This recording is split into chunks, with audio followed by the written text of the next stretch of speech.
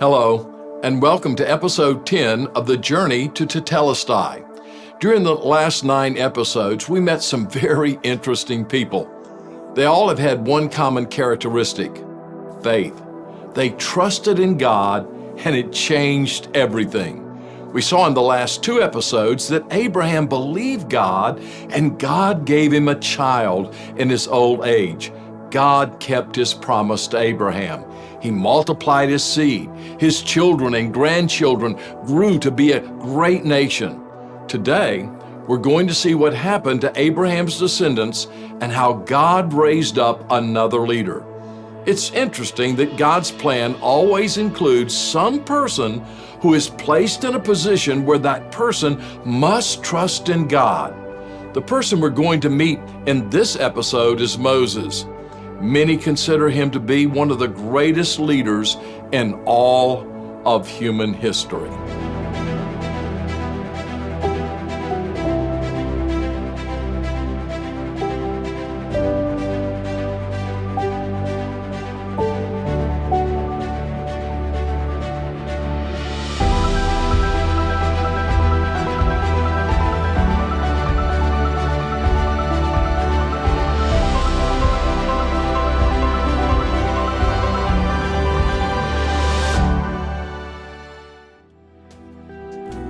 As the years went by, Abraham's son Isaac had a son named Jacob.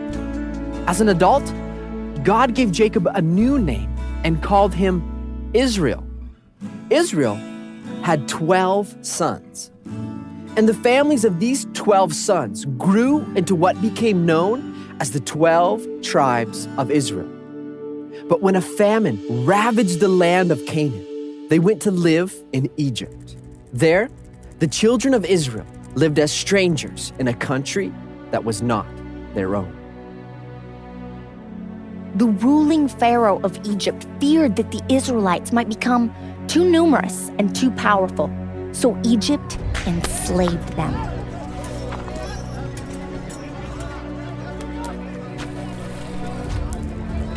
Exodus 1:14 says, "They made their lives bitter with hard labor in brick and mortar and with all kinds of work in the fields. In all their hard labor, the Egyptians used them ruthlessly." And in order to control the Israelite population, Pharaoh gave this order to all his people: "Every boy that is born you must throw into the Nile, but let every girl live." It was during this tumultuous point in history that a baby named Moses was born to an Israelite family. By faith, his parents dared to defy the king's edict and hid the baby for 3 months.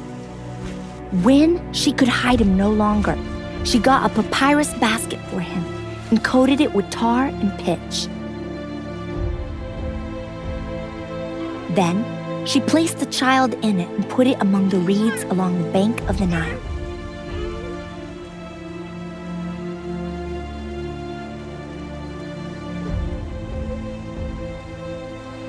His sister stood at a distance to see what would happen to him.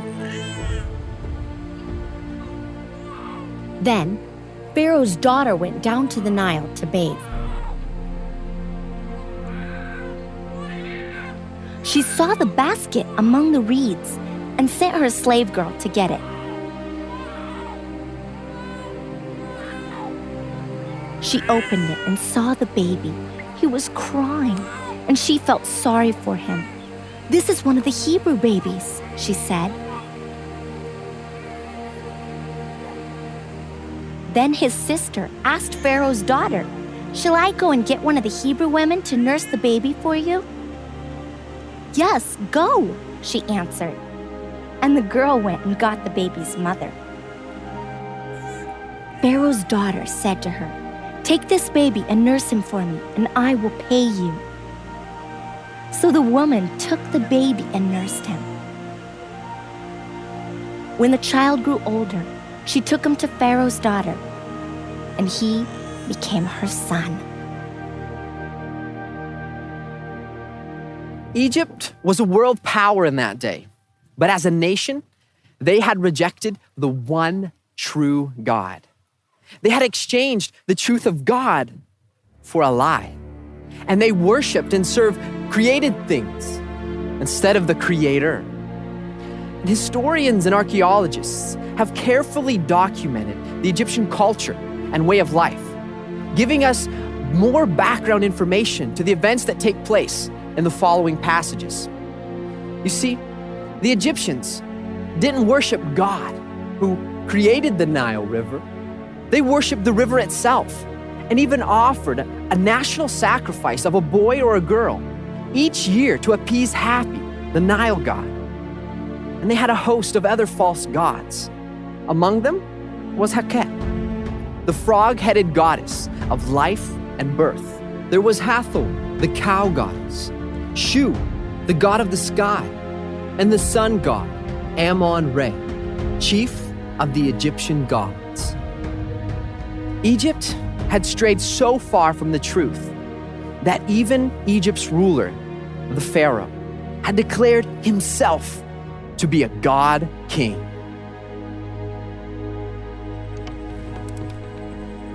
As Moses grew up in Pharaoh's palace, Acts 7:22 tells us that he was educated in all the wisdom of the Egyptians and was powerful in speech and action. For Prince Moses, Egypt appeared to have everything: military might, influence, prestige, and power. But Moses knew that there was only one true God, the creator of the heavens and the earth. And this eternal God had promised to one day send a deliverer. For Moses, following God and believing this promise was of greater worth than all the treasures that Egypt had to offer. So Moses made a decision. By faith, Moses, when he had grown up, refused to be known as the son of Pharaoh's daughter. He chose to be mistreated along with the people of God, rather than to enjoy the pleasures of sin for a short time. You and I also have a choice to make. And like Moses, following God may not be easy, but it will be of greater worth than all this world has to offer.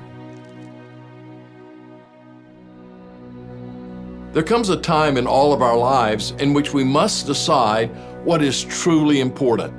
We develop values and make moral judgments about right and wrong, good or evil, and that judgment can determine our destinies. Moses decided about life's great purpose, and the foundation of his decision was faith. It was that same decision that Adam and Eve made, the same one that Noah and Abraham made. Men and women throughout the ages have been confronted with that decision. Moses could have chosen wealth, comfort, and power, or he could have planted his life in God's wisdom, compassion, and eternal purpose. He chose faith in God over the fortunes of this world. That decision set him on a journey toward greatness. It's a choice that all of us face at some time in our lives. And when we choose to obey God, then values take root and greatness grows in the soil of a heart that looks heavenward. I have a friend whom I admire greatly. I met Ken in 1970.